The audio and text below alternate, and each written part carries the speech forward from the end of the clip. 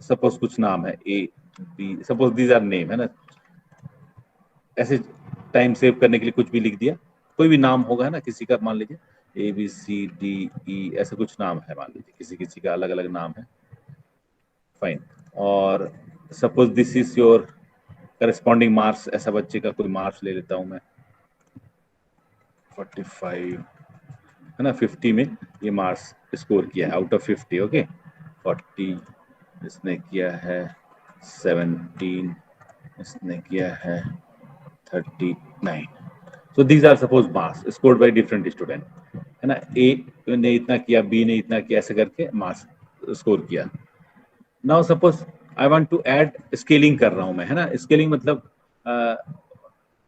बढ़ा रहा हूं या घटा रहा हूं, दैट इज कॉल्ड स्केलिंग, है ना। तो स्केल अप कर रहा हूं, स्केल डाउन नहीं कर रहा हूं, स्केल अप, है ना, या मैं बढ़ा भी सकता हूं या घटा भी सकता हूं अकॉर्डिंग टू द रिक्वायरमेंट।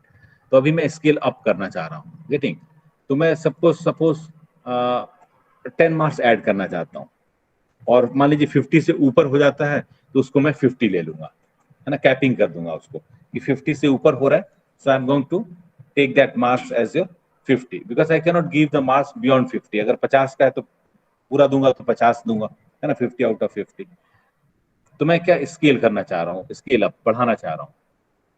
मैंने क्या सपोज बी वाले को सेलेक्ट किया, the moment I am going to select this B, तो ये क्या है, बी और 1, row is 1 and column is B, तो B1 अपने आप ऑटोमेटिकली आ गया जैसे मैंने चूज किया, है ना। इक्वल टू लिख के मैंने पहले क्या किया, इक्वल टू लिखा है यहाँ पर, and then I am going to choose this, तो we are going to get column and row. So B column and row is 1 row, first row और कॉलम B है, फाइन। अच्छा, अब इसमें मैं स्केल करना, स्केल मतलब 10-10 मार्क्स सबको बढ़ाना चाह रहा हूँ, गेटिंग। कुछ टफ मार्किंग हो गई चाहे जो भी है, जैसे आपने गेट वगैरह में भी देखा होगा, रिलेटिव मार्किंग लेते हैं, है ना, परसेंटाइल बोलते हैं, परसेंटेज नहीं बोलते हैं, वहां परसेंटाइल बोल देते हैं, है ना। परसेंटाइल मतलब जैसे सपोज ये स्टूडेंट हैज स्कोर्ड 90 98, मान लेते हैं कि 98 उसने स्कोर किया, टॉपर जो बच्चा है वो 98 स्कोर किया, so we are going to assume that 98 is equal to 100%। तो उसको बोलते हैं ना रिलेटिव मार्किंग जैसे बोलते हैं।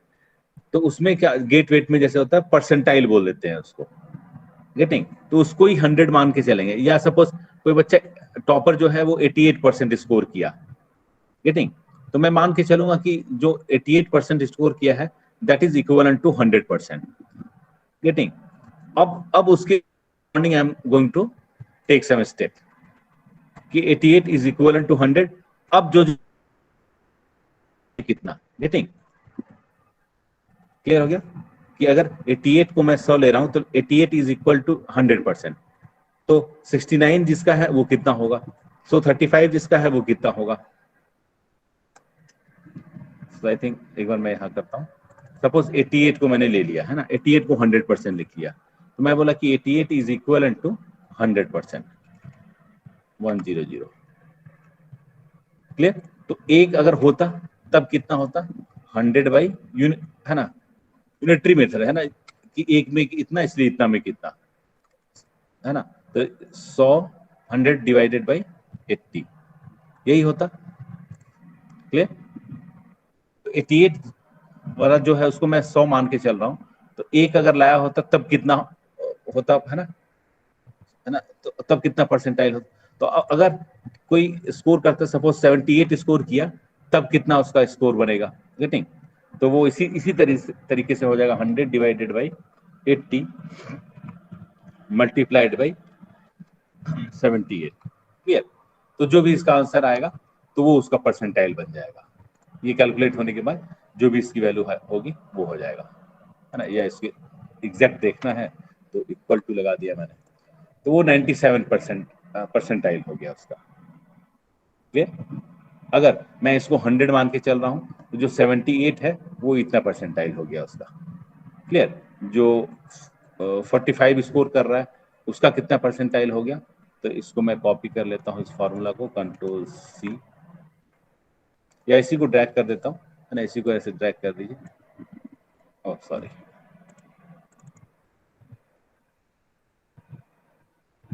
अच्छा। अभी जो देखिए मैंने ड्रैग किया था तो वो एज इट इज आ गया, है ना, एक चीज यहाँ से भी सीखा जा सकता है ना। इसको मैंने ड्रैग किया एज इट इज, देखिए ड्रैग कर दिया, तो ये रिलेटिव नहीं हुआ, ये एज इट इज, इसको एब्सोल्यूट, इसको एब्सोल्यूट इसी को बोलते हैं, एब्सोल्यूट वैल्यू ट्रांसफर हो गई। जो यहाँ थी एग्जैक्टली जो मैंने यहाँ किया था, है ना, वही यहाँ ट्रांसफर हो गई। क्लियर? रिलेटिव में करना होता तो क्या करता मैं, कंट्रोल जेड, रिलेटिव करना होता तो क्या करता मैं, ये तो कॉमन मुझे रखना ही रखना है, लेकिन दिस वैल्यू में चेंज 78 चेंज हो सकता है, तो मैं इसको फिक्स नहीं करूंगा। मैं क्या करूंगा, 78 की जगह इस सेल की जो वैल्यू है वो ले लूंगा। ठीक, अब मैं एंटर करूंगा। क्लियर? तो अब रिलेटिव हो जाएगा। अब मैं इसको ड्रैग करूंगा तो उसकी वैल्यू चेंज हो जाएगी। गेटिंग? क्यों रिलेटिव हुआ? क्योंकि अच्छा इसको देखिए, अगर मैं क्लिक करता हूं तो अपने आप उसने ये वाला सेल ले लिया। अगर मैं फिक्स कर देता यहां पर 70, यहां पर मैं 78 लिख देता, मान लीजिए 78 लिख देता, so then it is your fixed, absolute value दे रहा हूं, एग्जैक्ट वैल्यू दे रहा हूं। अगर इसको मैं एंटर करके ड्रैग किया, क्योंकि अभी देखिए 78 है, अब ड्रैग करूंगा तो एज इट इज वो कॉपी हो जाएगी। 97, इसका भी 97.5, जो 45 आ रहा है उसका भी, ये तो गलत हो जाएगा। और डबल क्लिक करूंगा तो मैं देखूंगा कि ये तो 70 ही है, सेम मार्क्स ले रहा है। लेना क्या चाहिए था, 45, correct? So it would have considered 45 instead of 78, but still it is taking 78, so this is not correct।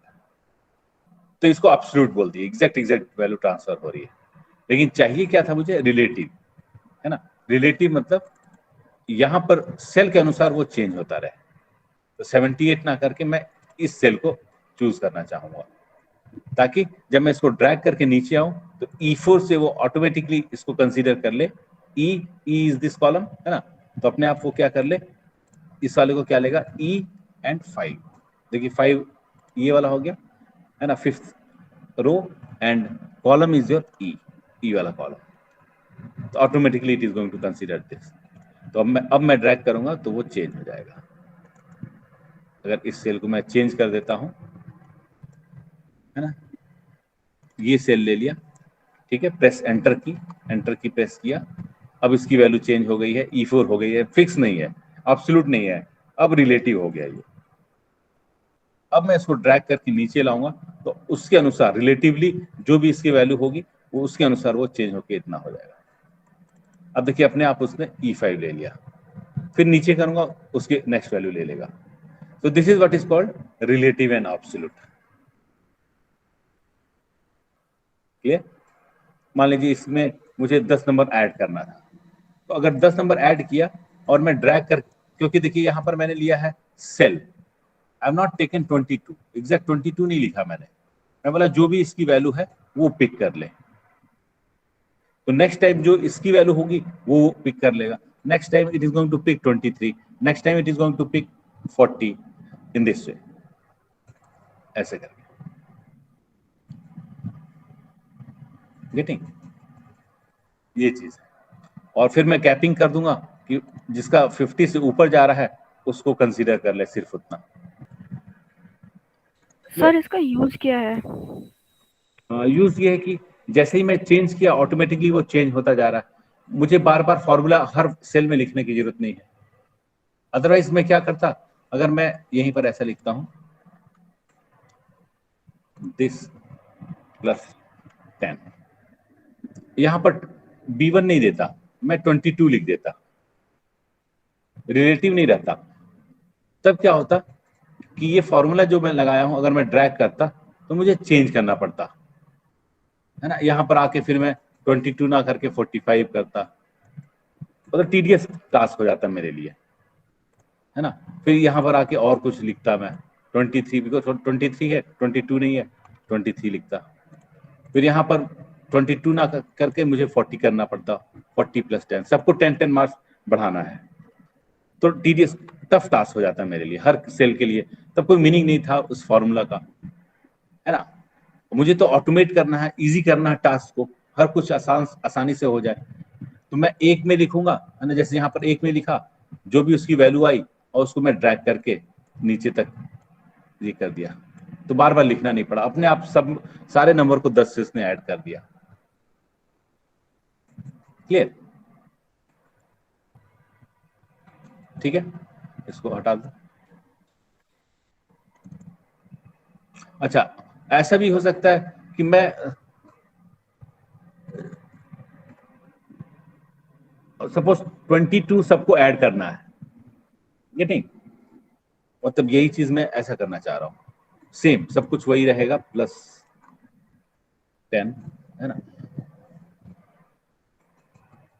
अब मैं यहां पर जो भी वैल्यू b1 की वैल्यू है ना, उसमें रिलेटिव ना करके मैं एब्सोल्यूट बनाना चाहता हूं। नहीं, तो एब्सोल्यूट का मतलब इसकी एग्जैक्ट वैल्यू जो हो प्लस b1, मान लीजिए 10 ना करके मैं ये करना चाह रहा हूं, मतलब हर एक बंदे को 22 22 22 22 नंबर मिल जाए, 45 प्लस 22, 23 प्लस 22, 40 प्लस 22, है ना, 22 मतलब 22, 17 प्लस 22, 39 प्लस 22, ऐसा करना चाह रहा हूं। उस केस में मुझे क्या कर, अच्छा अभी मैं ड्रैग करूंगा तो क्या आएगा, सॉरी ये ऐसा लिखना था मुझे, दिस प्लस दिस, ठीक है, एंटर कर दिया। अभी मैं अगर ड्रैग करता हूं रिलेटिव, तो उसी को अपने आप को डबल कर देगा सारा नंबर, है ना। ये नंबर था मेरे पास और इसको डबल कर दिया, लेकिन ये नहीं चाहिए था मुझे, मुझे चाहिए था जो भी नंबर है उसमें पहले वाले नंबर को ऐड कर दिया जाए, है ना। 45 प्लस 22 हो जाए, 23 प्लस 22 हो जाए, 40 प्लस 22 हो जाए, मतलब पहला वाला जो नंबर है plus their individual number, getting. इस केस में तो ऐसा नहीं हो रहा है, इस केस में तो डबल कर दे रहा है। कोई भी डबल क्लिक करूंगा मैं तो वो देखिए B4 जो थी उसकी वैल्यू प्लस B4 कर दिया। मुझे क्या चाहिए था, B4 तो ठीक है, अपने आप को तो रखे ही रखे, है ना, अब सॉरी अपने आप को तो ये रखे रखे, प्लस ऐड कितना कर दे, 20 कर दे, 22 कर दे, मतलब B1 को ऐड कर दे, है ना, सब में प्लस B1, सब में B1 B1 B1 हो जाए। क्लियर? तो ये सर फिर तो रिलेटिव, हमें एग्जैक्ट वैल्यू ही डालनी होगी ना फिर उसमें। हाँ फिर से बोलिए। सर एग्जैक्ट वैल्यू ही डालनी होगी ना फिर तो उसमें, हम कॉलम सेलेक्ट ना करके जो सेल सेलेक्ट कर रहे थे, एग्जैक्ट हाँ, वैल्यू में 22 ऐड करनी है, सिर्फ वही डलेगी। अच्छा जैसे आपने बोला कि यहाँ पर ये कर दीजिए, एक बार मैं लिख देता हूँ, इक्वल टू ये कर लीजिए प्लस 22 कर लीजिए, यस सर। है ना, अप और ड्रैग कर दीजिए, ठीक है, ये भी ठीक है। सब में 22 22 मार्क्स आ गए, यस है सर। ना, सर 22 ये 22। हो गया ऑब्सोल्यूट वैल्यू हमारी, है ना, सॉरी रिलेटिव वैल्यू। नहीं, रिलेटिव तो जो पहले बताया था वो है, ये ऑब्सोल्यूट है। हाँ हाँ, ओके रिलेटिव सर। तो उसके कंपैरिजन में, इसके कंपैरिजन ये था पहले, नेक्स्ट टाइम चेंज हो गया, नेक्स्ट टाइम चेंज हो गया, लेकिन ये एब्सोल्यूट हुआ नहीं। मतलब आपका तरीका ठीक है कि सबको 22 मार्क्स देना है तो सब 22 मार्क्स मिल गए, लेकिन कभी कभी ये हो सकता है कि this cell is dependent on some different attribute. ये सेल कहीं सीट 1 से उठ के आ रहा है, जैसे वो पहले हमने देखा था कि सीट 1 से इसकी वैल्यू होके आ रही है, सीट 1 में पहले कैलकुलेशन हुआ, उसके जो आउटपुट फाइनल एग्रीगेट आया वो एग्रीगेट यहाँ रखा जा रहा है, गेटिंग।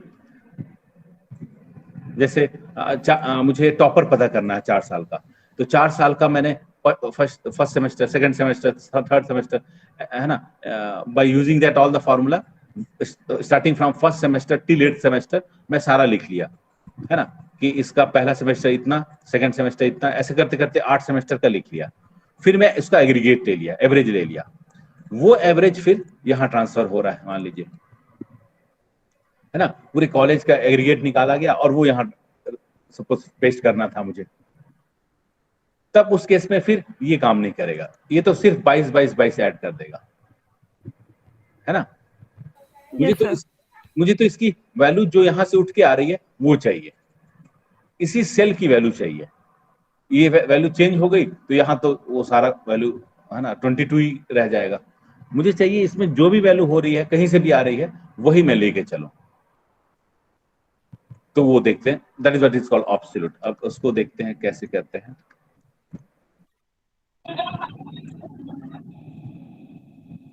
चलिए उसको देखते हैं।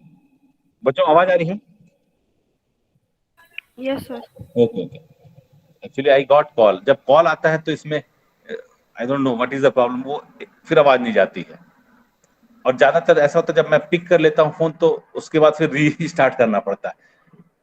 पता नहीं, हो सकता है कि वो माइक्रोफोन वो कैप्चर कर लेता होगा या कुछ है, क्योंकि कई बार वो दिखा शो करता है कि your microphone is being used. Zoom या जूम वगैरह मीटिंग खत्म करने के बाद भी ऐसे कभी कभी दिखाता है।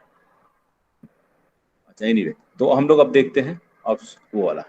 अब मैं B1 ही चाहिए मुझे, है ना, मुझे B1 ही चाहिए।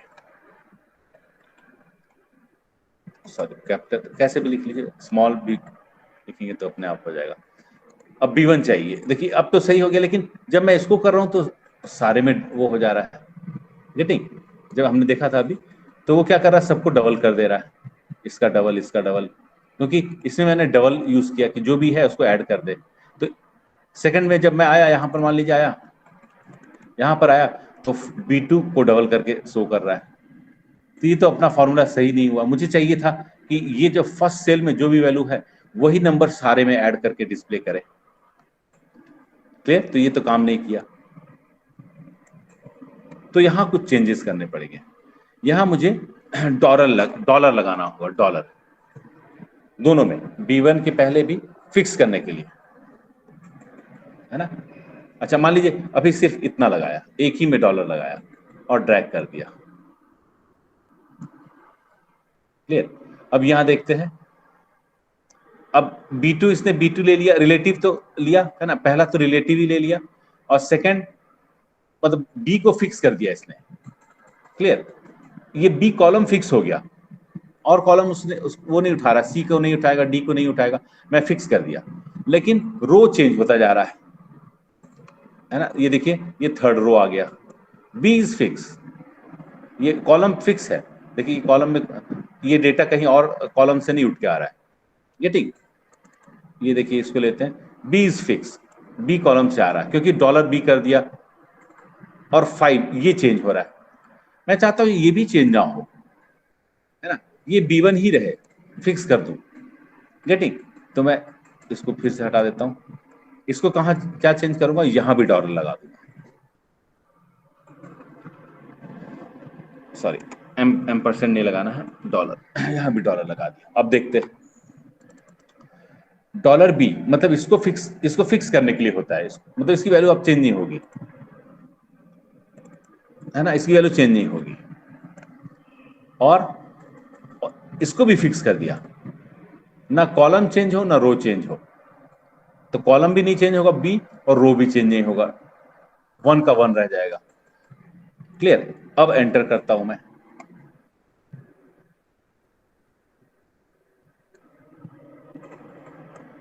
अब मैंने ड्रैग कर दिया।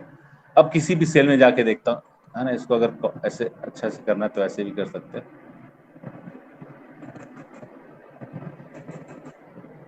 सो डिमार्केशन है ना, पुट सम लाइन, थोड़ा सा अलग अलग दिखेगा, ठीक है। अच्छा अब डबल मैं क्लिक करूंगा इसके अंदर, तो देखिए ये सेम है B1, और ये है क्या, तो that is all about your 22। Clear? तो 39 कैसे आया, 7, ये तो 17 था ही, यहां पर देखिए B5 तो है ही, B एंड 5 17 तो है ही, प्लस 22 और ऐड करना है ना। B1 क्या है, B1 22 है। क्लियर?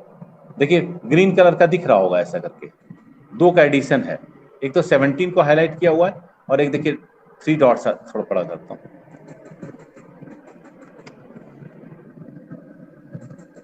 अब मैं सेलेक्ट करता हूं, तो देखिए ग्रीन कलर का डॉट डॉट्स ऐसा करके आ रहा है, और एक 17, दो को चूज किया हुआ है। तो नाउ इट इज फिक्स्ड। अब मैंने ड्रैग तो किया उसी फॉर्मूला से, इसको अगर डिलीट भी कर देता हूं, तो ड्रैग तो वैसे ही किया जैसे पहले करते थे, लेकिन अब इस केस में जो सेकंड पैरामीटर वो फिक्स है, मतलब सब में 22 ऐड करना है, 45 में भी 22 ऐड करना है, 23 में भी 22 ऐड करना है, 40 में भी 22 ऐड करना है। क्लियर? तो अब मैं डबल क्लिक करूंगा, तो अब ये फिक्स हो गया, इसकी एब्सोल्यूट वैल्यू हो गई, फिक्स वैल्यू ये है। मुझे कॉलम फिक्स नहीं करना है तो मैं ये डॉलर हटा दूंगा। गेटिंग? मुझे Yes, sir. कॉलम को फिक्स, हाँ मुझे कॉलम को फिक्स, मान लीजिए इसको फिक्स करना है तो डॉलर, नहीं फिक्स करना है तो मैं हटा दूंगा इसको। सो column will go on changing. अगर मैं ऐसे ड्रैग करता हूं, अभी तो मैं टॉप टू बॉटम कर रहा हूं, लेफ्ट टू राइट करूंगा तो ये चेंज होता रहेगा, बी के बाद सी हो जाएगा, सी के बाद डी हो जाएगा, ये चेंज होता जाएगा, लेकिन ये कभी भी चेंज नहीं होगा। चाहे मैं ऊपर से नीचे कॉपी करूं, आगे से पीछे कॉपी करूं, दिस विल रिमेन सेम। तो डॉलर फिक्स कर देगा उसको, ठीक है। तो कोई भी सेल में हम लोग लेते हैं, मान लीजिए 62 लिया, तो 62 क्रॉस चेक कर लेते हैं कि ये आपकी वैल्यू 40 वैल्यू थी, है ना, इसी की बेस से हमने किया था, तो 40 + 22 होना चाहिए, तो 40 + 22 सही है, 62 आ गया, है ना। अलग से भी कर सकते हैं क्रॉस चेक करने के लिए, this is equal to this plus, अभी तो हमें पता ही है 22 है, तो ये देखेंगे तो सेम होगा। लेकिन इस केस में सपोज इस सेल की वैल्यू मैं चेंज करूंगा, मान लीजिए 10 कर दिया, 10 कर दिया हमारा, क्लियर। तो 10 कर दिया, तो इस केस में तो ये चेंज हो जाएगा, क्लियर। तो सॉरी, ये 22 था, है ना, तो ये 22 कर दिया,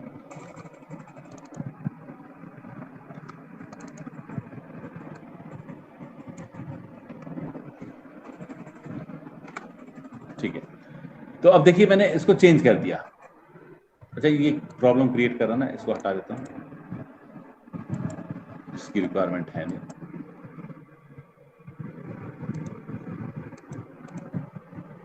चलिए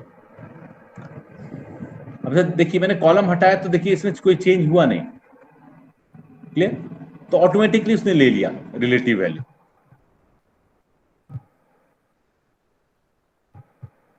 ठीक।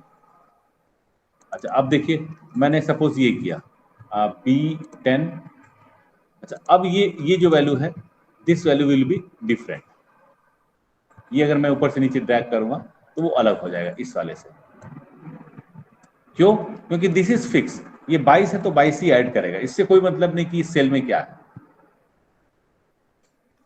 है ना। Next time suppose the value of this cell is going to change, है ना, पिवोट टेबल से कुछ आपने इसको पिक किया है, इसकी वैल्यू चेंज हो गई, क्लियर। तो अगर चेंज हो जाती है तब उस केस में प्रॉब्लम हो जाएगा,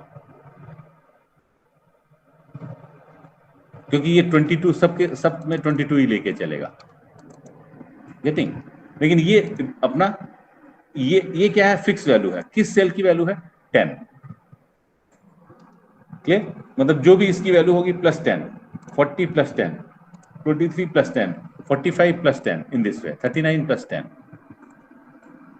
जो मैं चेंज करूंगा वो अकॉर्डिंगली, है ना। जब मैं ड्रैग करूंगा तो जैसे मैंने इसको ले लिया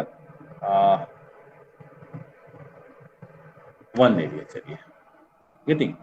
तो जैसे ही मैंने 1 लिया और दूसरे सेल पे क्लिक किया, देखिए पूरी वैल्यू चेंज हो गई ऑटोमेटिकली। लेकिन ये सेम रहे, इसमें कोई चेंज नहीं हुआ, क्योंकि 22 ऐड किया था तो उसमें 22 ही ऐड रहेगा सब में, इसमें भी 22 रहेगा, इसमें भी 22।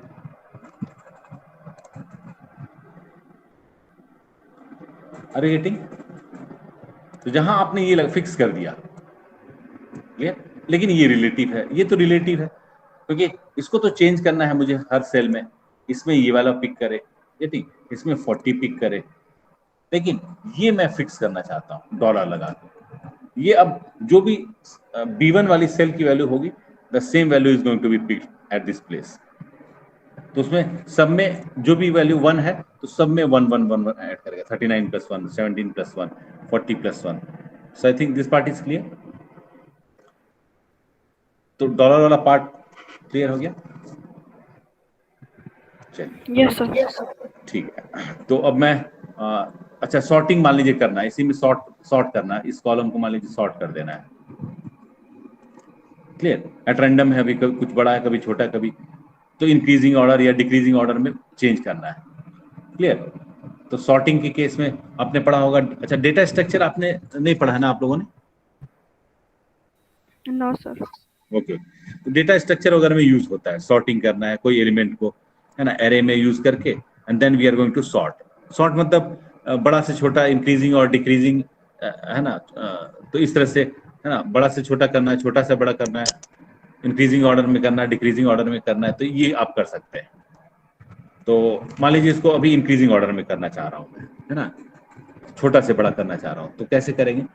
तो ये मैं डेटा में गया, इसको मैं बढ़ा देता हूँ, मैग्नीफायर लगाता हूँ। यहाँ पर देखिए डेटा है, यहाँ पर डेटा है, ये डेटा को क्लिक करना है पहले। क्लियर। अब ये डेटा वाला टैब खुल गया। क्लियर। थोड़ा सा मिनिमाइज कर देता हूँ, या 200 इज सफिशिएंट, या चलिए अभी फिलहाल इतना रखते हैं, मेरे ख्याल से दिख रहा होगा। अब डेटा वाला जब मैं क्लिक किया तो we are going to get this all sort of your icons, है ना, so we can go for sorting, we can go for filtering and all that. तो मैं सॉर्ट करना चाह रहा हूँ, तो मैं सॉर्ट क्लिक किया। So now it is saying कि एक्सपेंड करना है या इसी से कंटिन्यू करना है। गेटिंग, मतलब खाली इसी वैल्यूज को चेंज करना है, या सिर्फ मैं 2 को अगर यहां किया तो पूरा का पूरा कॉलम कट होके यहां पेस्ट हो जाए, तो मुझे एक्सपेंड करना है, नहीं तो गलत हो जाएगा मेरे लिए, है ना। सिर्फ इसको चेंज नहीं करना है मुझे, तो पूरा वो करना है। क्लियर। मान लीजिए अभी मैं सॉर्ट कर रहा हूं, एक्सपेंड कर दिया, फिर से करूं, ये यहां पर पहले, सबसे पहले मैंने क्या क्या क्लिक किया? So earlier it was in home tab, now I am going to go for data tab. Data tab में जाना है, फिर सॉर्ट में जाना है। देखिए A to Z, Z to A, कैसा सॉर्ट करना है आपको वो मेंशन किया हुआ है। क्लियर। तो वो बड़ा स्पेसिफाई कीजिए। देखिए अभी मैंने सॉर्ट किया तो बोलता है किसको सॉर्ट करना है, वो कुछ बताया नहीं मैंने। The command could not be completed by using the range specified, कुछ रेंज आपने नहीं लिया कि किसको सॉर्ट करना है ना। सेलेक्ट द सिंगल सेल और विद इन द सेल, तो वो सेलेक्ट करना है। तो ठीक है, मैं सेलेक्ट कर लिया कि इससे मुझे सॉर्टिंग करनी है, सी वाले से सॉर्टिंग करनी है, इंक्रीजिंग में करना है, डिक्रीजिंग में करना है, सी वाले कॉलम को करना है। क्लियर। तो मैं अब सॉर्ट क्लिक करूंगा, अब एरर नहीं दिखाना चाहिए। क्लियर। फिर वो पूछा किसी में कंटिन्यू करना है, करंट सेक्शन में कंटिन्यू करना है या एक्सपेंड करना है ना, 2 ऑप्शंस दे रहा है। क्लियर।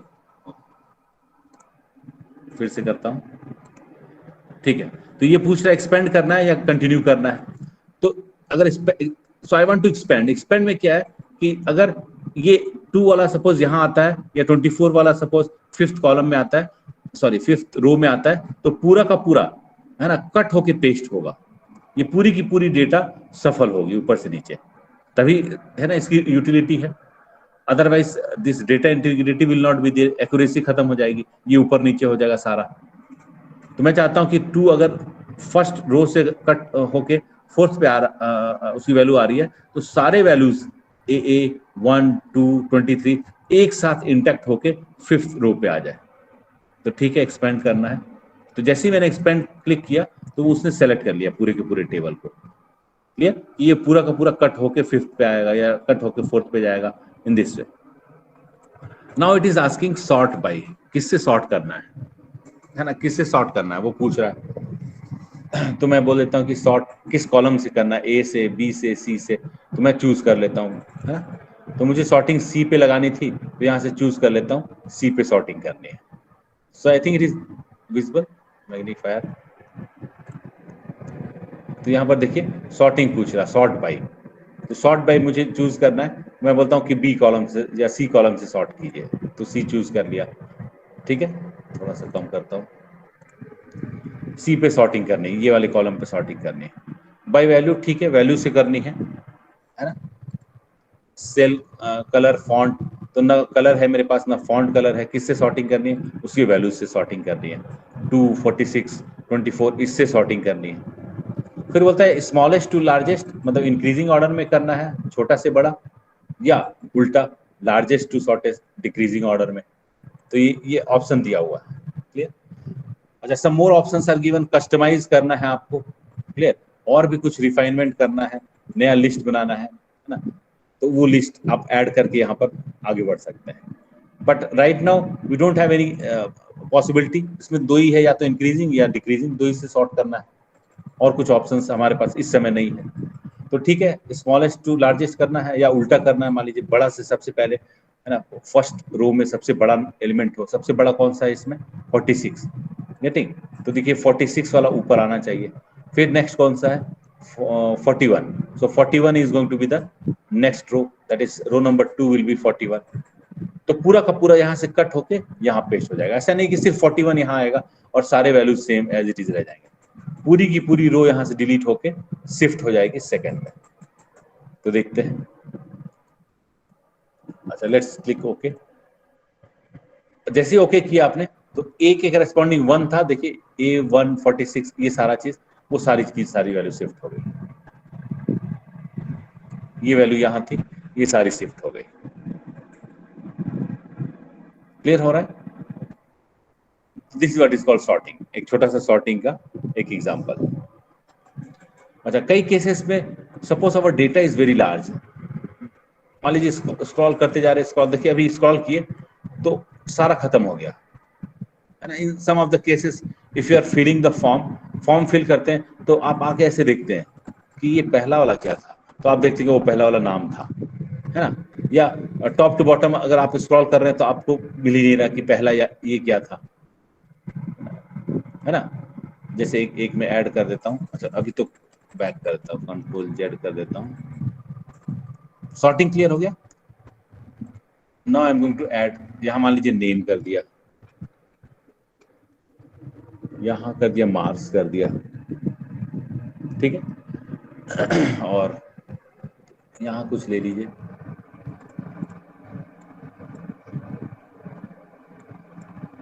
यहाँ ले लीजिए एज ले लीजिए, एज, ठीक है। अच्छा, मार्क्स भी थोड़ा सा ज़्यादा ले लीजिए, और 1 तो बहुत पुअर स्टूडेंट का लग रहा है। हाँ, ले लीजिए 39 ले रखा है, 38 ले लेते हैं। अच्छा, अब देखिए रिलेटिव मार्किंग यहाँ पर उसने ले लिया। जैसे ही मैंने 38 चेंज किया, ये सारा चेंज हो गया, इजंट इट। और एग्जैक्ट वैल्यू सपोज मुझे करनी है, इसको भी हटा देता हूँ। एज में कुछ एज ऐसा ले लेते हैं,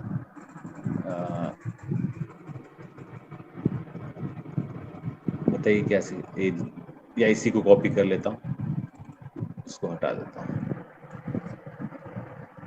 या कुछ चेंज करने के लिए मान लीजिए 2 ऐड कर दिया, ठीक है। Suppose these are the ages. अलग अलग ऑर्गेनाइजेशन के अलग अलग उसमें बच्चे वो हैं। तो this is name, this is marks and this is age, ठीक है। इसको भी मैं लाइन इस तरह से यूज कर लेता हूँ, नेम मार्क्स एज। अच्छा, ऐसे बहुत लिस्ट है ना। Suppose 60 students are there. अब उसमें आपको फील्ड भरना है। अब आपको ध्यान नहीं कि यहाँ पर आप आए तो यहाँ क्या था, यहाँ एज मांग रहा है, या फोन मांग रहा है, या फादर्स ईमेल आईडी मांग रहा है, या एड्रेस मांग रहा है, पिन कोड मांग रहा है, बहुत सारे एट्रीब्यूट्स आपको भरने हैं, गेटिंग। तो ये, है ना, ये यहाँ तभी भर सकेंगे जब ऊपर आपको दिखेगा कि क्या क्या एट्रीब्यूट्स थे। तो उस केस में क्या करते हैं कि मैं सपोज फिक्स करना चाहता हूँ कि मेरा ये भी फिक्स हो जाए, ये वाला भी फिक्स हो जाए, है ना। कहने का मतलब मैं अगर इधर स्क्रॉल करूं तो कुछ दिखे यहाँ पर कि क्या था एट्रीब्यूट, और टॉप से बॉटम में कर रहा हूँ नेम मार्क्स एज, ये भी दिखे। मैं अगर नीचे आता हूँ तो सब गायब हो जाता, दिखता नहीं है ना। 35 स्टूडेंट, मेरा रैंक 35 है, तो I am unable to see कि what is all about B column. फिर मैं ऊपर जाऊंगा, अच्छा बी में मार्क्स था, फिर नीचे आया 35 मेरा रोल नंबर है, तो 35 में यहाँ मार्क्स पड़ा। फिर next time I am going to forget कि सी में क्या था, so I am going to check, O C is all about age. अब मैं नीचे आऊंगा, 35 रोल नंबर मेरा था, सी में एज डाला, तो मैं क्या करूंगा, इसको फ्रीज कर दूंगा, गेटिंग। कहने का मतलब ये रो भी फिक्स हो जाए और कॉलम भी फिक्स हो जाए, या कोई एक, मान लीजिए रो नहीं करना है, सिर्फ ये करना है, ठीक है, मुझे ये फिक्स करना है ना, इससे मतलब नहीं है फिलहाल सपोज, है ना। कई केसेस में नाम भी रिक्वायरमेंट होती है, तो ये लोग, कई लोग ये फ्रीज कर देते हैं, तो ये फ्रीज करना है। तो कैसे जाएंगे, डेटा, सॉरी व्यू, क्योंकि व्यू करना है, आपको देखना है, तो व्यू में जाएंगे। This is all about to see, freeze करने का मतलब देखना है, तो व्यू में मिलेगा सारा चीज। व्यू में अब देखिए यहाँ फ्रीज है ना, लिखा हुआ फ्रीज पेन। तो ये जो है ये पेन ये आपका फ्रीज हो जाएगा। देखते हैं कैसे। तो इसमें बता रहा है कि रो को देखिए यहाँ, मैग्नीफायर थोड़ा सा लगाता हूँ, ठीक है। व्यू में गया मैं, फ्रीज में गया। अब फ्रीज में देखिए कई सारे ऑप्शंस हैं। यहाँ देखिए रो में भी ऐसे डॉट डॉट है, ठीक है, और कॉलम में भी डॉट डॉट है, ऐसे में भी है, ऐसे में भी है। इसमें सिर्फ रो है, देखिए रो में डॉट डॉट टॉप में लिखा भी हुआ है, टॉप रो को फ्रीज करना है ना। फ्रीज इसमें कॉलम को सिर्फ करना है, तो I am going to choose this. दोनों को चूज करना है ना, तो फिक्स करना है, तो मैं ये चूज करूंगा। ये मान लीजिए रो को फिक्स करना है, तो मैं रो को फिक्स कर लिया। अब मैं थोड़ा सा कम करता हूँ मैग्नीफायर। क्लियर हो गया, ठीक है। अब देखिए मैं नीचे आ रहा हूँ, तो ये जो फर्स्ट वाला था वो फिक्स हो गया। फर्स्ट देखिए कुछ नहीं चेंज हो रहा है, गेटिंग। ये मैं देखिए नीचे स्क्रॉल करता जा रहा हूँ, फर्स्ट इज फिक्स। अब मुझे पता चल गया, मैं 35 रोल नंबर पे, मेरी सपोज रोल नंबर 35 है, 35 पे आया, नाम लिख दिया, मार्क्स लिख दिया, एज लिख दिया, सपोज यहाँ फोन नंबर था, तो जो भी जो एट्रीब्यूट्स है मैं वो डालता जा रहा हूँ। Clear. So this is what is called freeze, fix कर दिया इसको। क्लियर। लेकिन अभी इधर वाला फ्रीज नहीं हुआ है, गेटिंग। मैं चाहता हूं कि ए बी ये सारे बच्चों के नाम है ये भी दिखता रहे मुझे। क्लियर। तो मैं ये वाला सेल चूज करके अभी तो अनफ्रीज करूंगा। देखिए पहले मैं फ्रीज में जाके फिर से मैग्नीफायर ऑन करता हूं, फिर से मैं देखिए यहां पर गया, अनफ्रीज करना पड़ेगा। पहले मैं यहां इसको क्लिक किया, तो जो फ्रीज था, जो फ्रीज उसको अनफ्रीज कर रहा हूं। देखिए अनफ्रीज पे, तो अनफ्रीज कर दिया पहले, ठीक है। अब ये अनफ्रीज हो गया, चेक करते हैं अनफ्रीज हुआ है कि नहीं।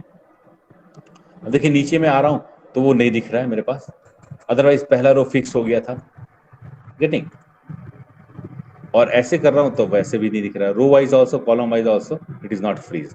अब मैं चाहता हूं कि नाम भी दिखे सारे बच्चों का, प्लस ये एट्रीब्यूट, जितने भी एट्रीब्यूट है, रोल नंबर, फोन नंबर और भी जो भी है वो सारा दिखे। तो मैं इसको चूज करूंगा, इस सेल को। देखिए 38 मतलब जो भी सेल हो ये चूज कर दिया। अब मैं गया अगेन फ्रीज में गया, तो मैग्नीफायर लगाता हूँ, अगेन मैं फ्रीज में गया, फिर से बताता हूँ, फ्रीज में गए हम लोग, ठीक है। और देखिए रो और कॉलम दोनों को फ्रीज करना है, फिक्स करना है। मैं ये चूज कर लिया। अब देखते हैं हुआ है कि नहीं, मिनिमाइज किया।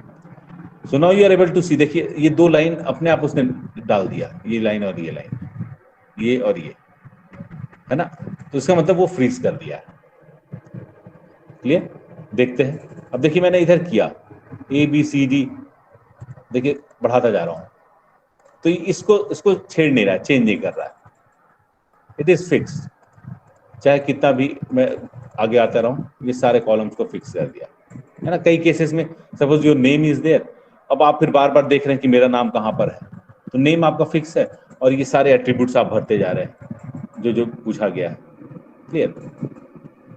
तो ऐसे केसेस हो सकते हैं कि आपको फ्रीज करना पड़े।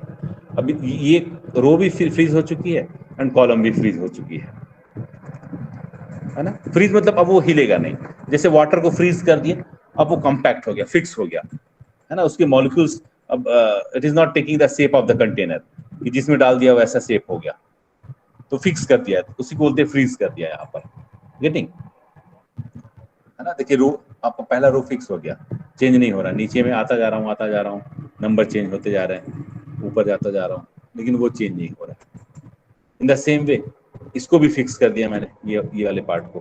कैसे? अगर मैं देखिए राइट साइड में स्क्रॉल करता जा रहा हूँ, ऐसे ऐसे करके स्क्रॉल करता जा रहा हूँ, सी कॉलम आ गया, डी कॉलम आ गया, ई कॉलम, एफ जी, सारे कॉलम चेंज होते हैं, लेकिन ये आपका पहला वाला कॉलम सेम है, फिक्स है।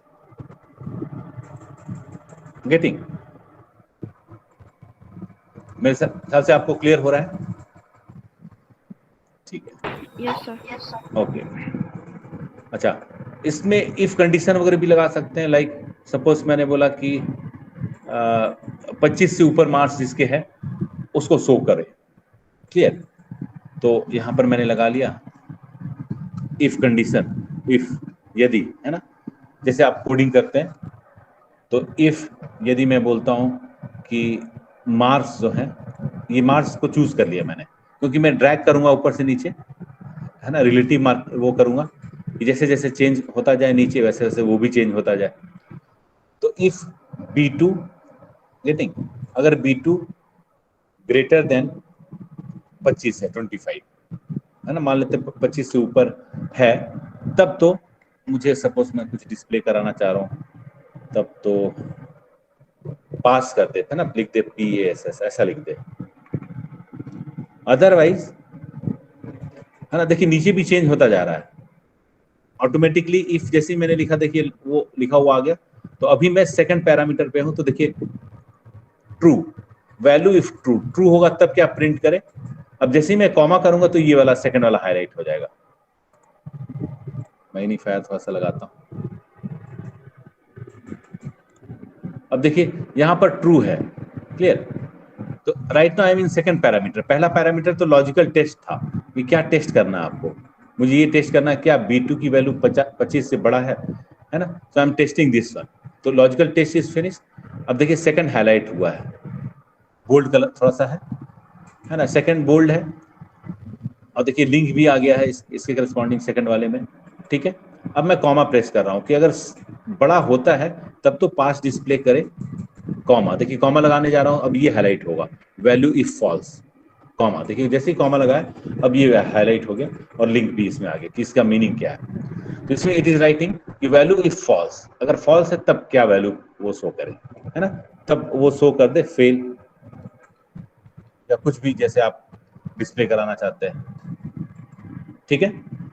तो उसके करस्पॉन्डिंग आप वो कर सकते हैं। जब ब्रैकेट मैंने किया, now I am going to press enter. अब मैं प्रेस एंटर कर रहा हूँ, थोड़ा छोटा कर रहा हूँ, मिनिमाइज कर दे रहा हूँ, ठीक है। तो अब मैं छोटा किया और अब मैं देखना चाहता हूं कि उसकी वैल्यू क्या शो हो रही है, क्लियर बच्चों, समझ आ रहा है?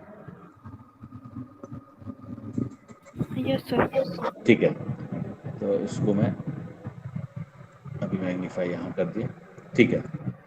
तो ये अच्छा ये आ गया, ठीक है। पास इसलिए है कि 38 इज मोर देन 25, पास कर दिया। अच्छा इसी को मैं ड्रैग कर लेता हूं, ऐसे ड्रैग कर देता हूं, गेटिंग। तो मेरे पास पूरा का पूरा रिकॉर्ड आ गया कि जो ए बच्चा है वो पास हो गया, है ना, बी बच्चा जिसका नाम है वो भी पास हो गया, 25 से ऊपर है ना, these are the marks. Marks देखिए मार्क्स वाला है। और सी बच्चा 23 आ गया, ये फेल हो गया, 25 कट ऑफ रखा हुआ था, गेटिंग। डी वाला बच्चा है वो 40 स्कोर किया था, 40 वाला 25 से ऊपर है, पास कर दिया, है ना, 50%, 50 मार्क्स से मान लीजिए ये 50 मार्क्स का है, तो उसमें अगर 50% मैंने रख दिया कट ऑफ, गेटिंग। अच्छा फिर उसके बाद ई वाला जो बच्चा है वो फेल हो गया क्योंकि 17 ही था। एफ वाला जो बच्चा है वो 39 है, पास हो गया। 25 it is more than 25, double click करके देखेंगे तो ये फार्मूला आ जाएगा। तो ऐसे बहुत इजीली आप परफॉर्म कर सकते हैं, ऑटोमेट कर सकते हैं, क्लियर। कोई भी मैनेजर मांगता है कि भाई हमें एनालिसिस होता है, हमारे कॉलेज में भी एनालिसिस वगैरह होती है कि 30 से ऊपर बच्चे कितने हैं, तो मैंने एक बार एक फार्मूला लगा दिया, इफ कंडीशन का ये फार्मूला लगा दिया कि यहाँ 25 की जगह 30 ले लिया, और जो भी मैसेज डालना है पास, अगर सही है तो पास, फॉल्स है तो क्या करते, है ना, तो ये चीज गेटिंग। तो जो भी उसके करस्पॉन्डिंग आउटपुट है वो डिस्प्ले कर देगा, या जो भी मैसेज आपको डिस्प्ले कराना है, यस नो या 0 1, 0 मतलब फेल, 1 मतलब पास, है ना, एनीथिंग। इसी को मान लीजिए आप 0 1 करना चाहते हैं, तो यदि if this is greater than 25 then what step should be taken by this computer. वो स्टेप ये लेना है कि just put 1, otherwise if he fails the subject then put 0, मतलब 0 1 में काम होगा। तो यहाँ पर 1 बता दिया मतलब पास है, ड्रैग कर देता हूँ ऊपर से नीचे, ठीक है, ये हो गया। तो 1 मतलब पास, 1 मतलब पास, 0 मतलब फेल, 1 मतलब पास, 0 मतलब फेल, 1 मतलब पास। तो जो भी आपको जो भी वैल्यू यहाँ पर रखनी है वो अपने accordingly you can put the values. तो आसान हो जाता है, ऑटोमेटेड हो जाता है, इजी हो जाता है। मुझे कुछ चेक करना है, कुछ ये करना है, तो वो चीजें आसान हो जाती हैं।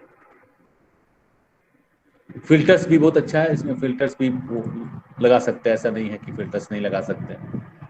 गेटिंग, जैसे डेटा में आपने देखा होगा फिल्टर्स, ये फिल्टर है, तो देखिए अभी एज में फिल्टर में लगाने जा रहा हूँ, तो फिल्टर लगा दिया। तो अब देखिए कोई किसी भी इसको मैं फिल्टर कर सकता हूँ। अभी मैं सपोज एज पे फिल्टर करना चाहता हूँ, तो ये बटन क्लिक करना है। एक बार मैं मैग्नीफायर लगा करता हूँ, तो ये देखिए एज के नीचे ऐसा ड्रॉप डाउन टाइप का आ गया।